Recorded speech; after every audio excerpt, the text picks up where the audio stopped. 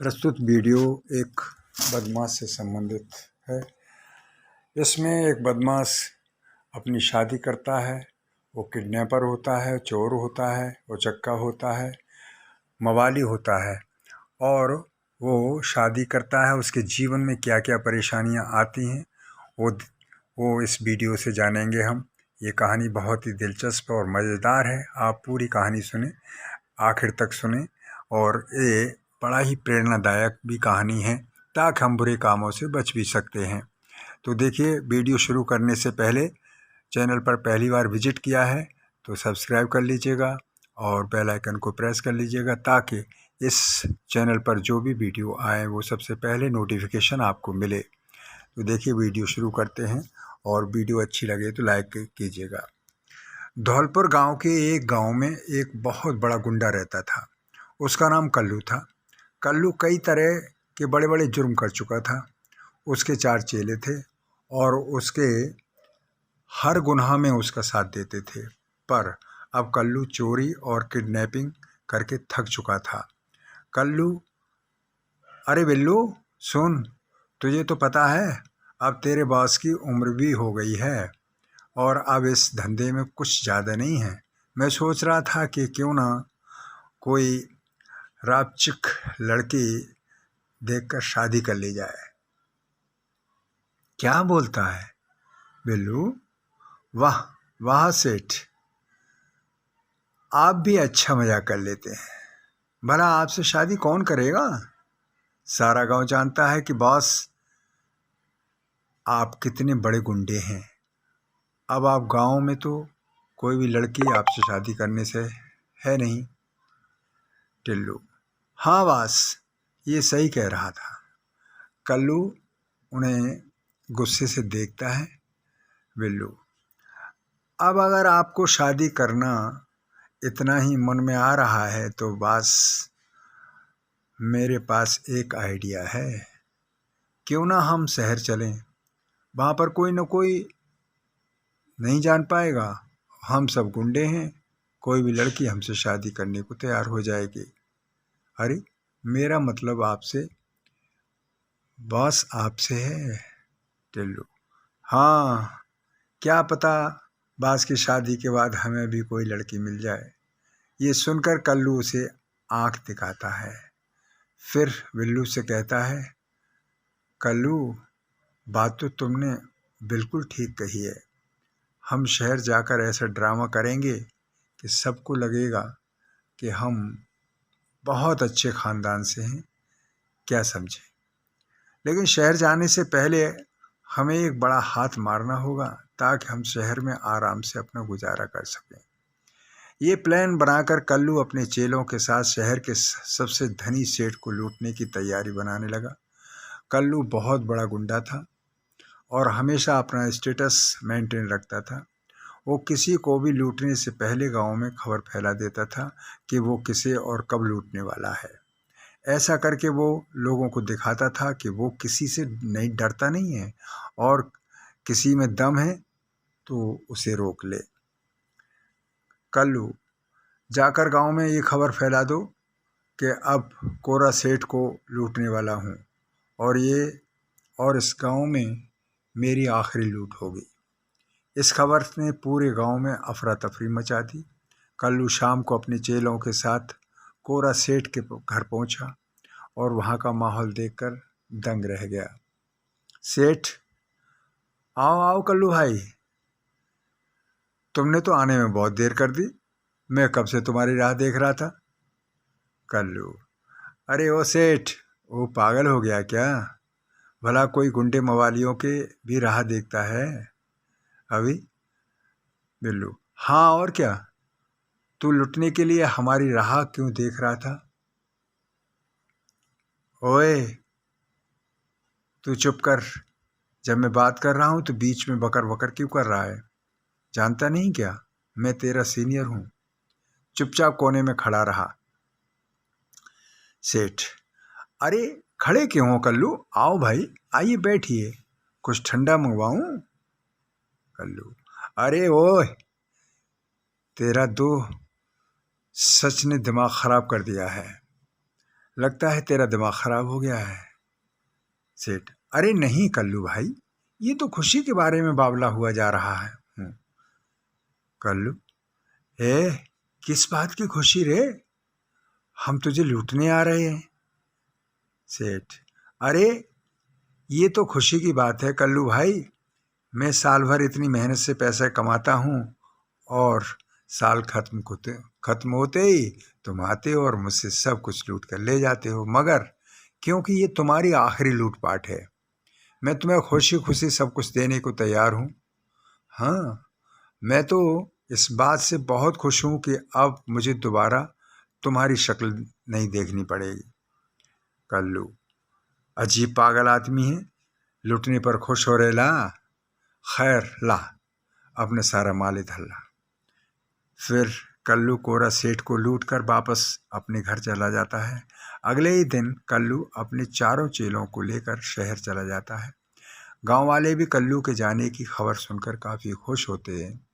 कल्लू अगले दिन ट्रेन से चारों चेलों के साथ शहर पहुंचता है। बिल्लू: अरे वाह बॉस, ये जगह तो एकदम फैंटास्टिक है, यहाँ तो मज़ा ही मज़ा आएगा। चलिए हम पहले चलकर कोई रहने की जगह ढूंढते हैं बॉस। कल्लू: भाई उसकी कोई ज़रूरत नहीं है, तुम लोगों को शायद पता नहीं है कि मेरा एक बचपन का ख़ास दोस्त यहाँ रहता है, वो बस हमें लेने को आता ही होगा। तभी कल्लू के बचपन का दोस्त पिंकू उसे लेने स्टेशन पहुंचा। वो सब पिंकू के घर जाते हैं। पिंकू को वो सब कुछ बताता है और वो लोग सब गलत काम कुछ समय के लिए छोड़कर यहाँ आए हैं और कल्लू अपने लिए लड़की ढूंढ रहा है। पिंकू: इसके लिए हमें थोड़ी सी मेहनत करनी पड़ेगी। कल्लू: हाँ हाँ पिंकू, मैं कुछ भी करने को तैयार हूँ, बस तुम मेरे लिए एक लड़की ढूंढ लो। पिंकू: हाँ तो कल्लू, तुम मेरी बात ध्यान से सुनो। कल्लू और उसके चारों चेले ध्यान से पिंकू की बात सुनते हैं। पिंकू: देखो, मेरी नज़र में एक बहुत अच्छी लड़की है, मेरे घर के सामने ये घर है और वो यहाँ रहती है। उसका नाम कविता है, वो अकेले रहती है और वो एक टीचर है, पर दिक्कत यही है कि वो थोड़ा मॉडर्न टाइप की है। तुम ठहरे गुंडे, मेरे ख्याल में तुम्हें थोड़ी सी अंग्रेजी सीख लेनी चाहिए और ख़ुद को पूरी तरह से चेंज कर लेना चाहिए, अपने कपड़े लेकर अपने बालों तक, और तुम्हें उससे ये छुपाना होगा कि तुम गुंडे हो, समझे? कल्लू: बाकी तो सब ठीक है पिंकू, पर भला अपन को उससे ये काहे को छुपाना होगा कि मैं एक गुंडा हूँ?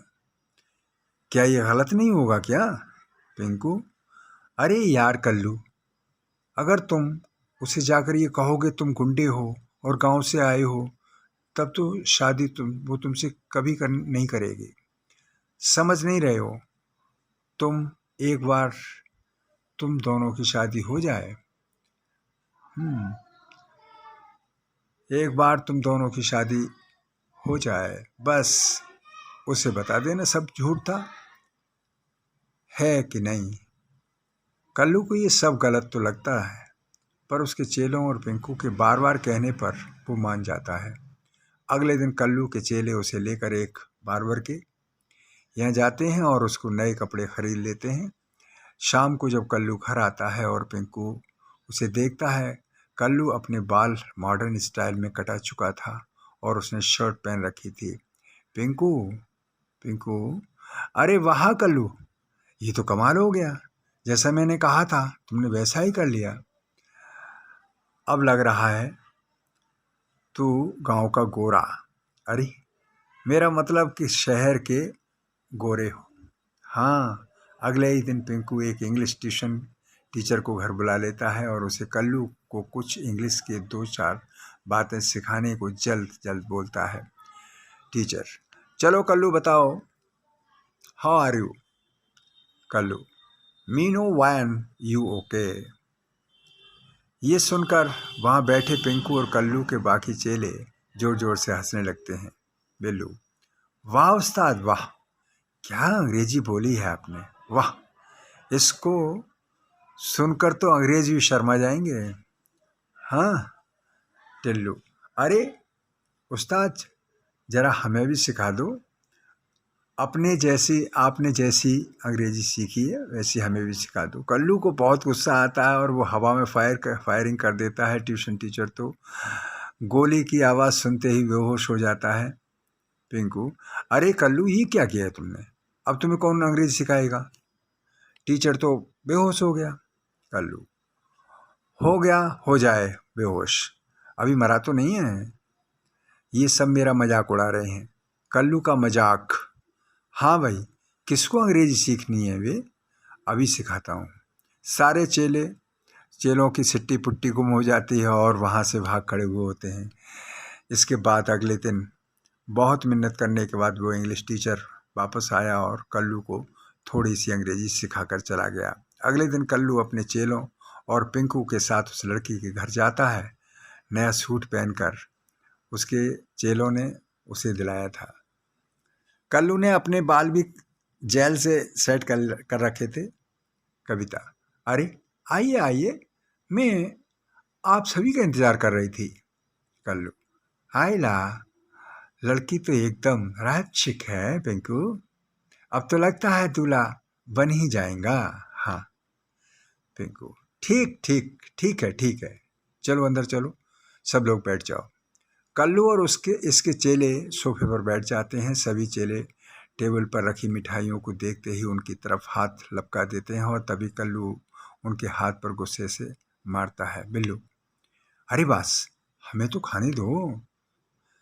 कल्लू, कम से कम थोड़ी देर सब्र कर ले, कम से कम बात तो पक्की होने दे, बाद में खा लेना जो भी खाना है। तभी बिल्लू की नज़र वहाँ रखे फोटो फ्रेम पर पड़ती है, जिसे देखकर उसकी चीख निकल जाती है। कविता के साथ साथ सभी चेले उसकी तरफ हैरानी से देखते हैं। वो चुप हो जाता है और फिर बास के कानों में कुछ कहता है। अरे बास, जरा सामने लगे फोटो फ्रेम को देखो। उस फोटो फ्रेम को देखकर कल्लू की तो मानो पैरों तले जमीन खिसक जाती है और उछल कर खड़ा हो जाता है। कविता, अरे आपको क्या हुआ? आप ऐसे क्यों खड़े हो गए? नथिंग, मेरा मतलब कुछ भी नहीं, कुछ भी तो नहीं, हमें लगता है हमें अब जाना चाहिए। कविता, ऐसे कैसे? अभी तो आप लोग आए हैं, कुछ लीजिए ना, पापा आते होंगे। कल्लू, अभी जाने दो, दोबारा आएंगे, माना करो, अभी जाने दो। पिंकू, अरे क्या दोस्त, अभी तो लड़की के पापा को कॉल किया हूँ, बस वो किसी भी वक्त आरेला होगा। कल्लू, अबे क्या किया रे तू? अब यहाँ से भागने में ही भलाई है। बिल्लू, भास खिड़की के रास्ते चलें क्या? कल्लू, अबे 1.5 फुटिए, तू तो निकल जाएगा, मेरे इस पेट का कुछ तो सोच। टिल्लू, मैं तो कहता हूँ बास जल्दी से सब फूट लो, इससे पहले लड़की का बाप हमें फोड़ डाले। क्या? कविता, अरे आप सब लोग घबरा क्यों रहे हो? ऐसा क्या हो गया? लो बाबा भी आ गए। तभी दरवाजे पर कोरा सेठ आकर खड़ा होता है। उसे देखकर ही सब लोग किसी न किसी तरह अपने मुंह को ढक लेते हैं। सेठ, अरे बेटी, ये सब लोग अपना मुंह क्यों छुपाए खड़े हैं? पिंकू, कुछ नहीं सेठ जी, बस जरा शर्मा रहे हैं, पहली बार लड़की के बाप से जो मिल रहा है ना। सेठ, और कुछ खाया तक भी नहीं है अभी। कल्लू, अरे सेठ, हमें यहाँ से जाने दो, मुझे कोई शादी नहीं करनी है सेठ। हैं? ये आवाज़ तो जानी पहचानी सी लग रही है। कल्लू, तू और मेरी कविता का रिश्ता मांगने आया है? अरे नहीं नहीं नहीं सेठ, वो अबे चलो वे। कल्लू, अबे कालिया गोपी, अब सब कल्टी मार लो, नहीं तो बहुत पिटोगे, चलो। सेठ, अरे पकड़ो इन्हें, पकड़ो पकड़ो। गुंडे चोर कहीं के। सब लोग भागकर सड़क के किनारे पहुंच जाते हैं। कल्लू, अरे बाप रे बाप, आज तो बाल बाल बचे। पिंकू, तू बिना सोचे समझे कहीं भी बात कर लेता है, मरवाएगा कभी हमें। पिंकू, अरे यार तू मेरा टेंशन नहीं लेने का, अभी मेरे पास एक और रिश्ता है तेरे लिए कल्लू। एक और रिश्ता? नहीं नहीं। ये सुनकर सब लोग मिलकर पिंकू की धुलाई करना शुरू कर देते हैं। और ये कहानी जो है प्रदीप कुशवाहा जी ने लिखी है और उन्हें श्रेय जाता है, उनके लिए बहुत बहुत धन्यवाद है।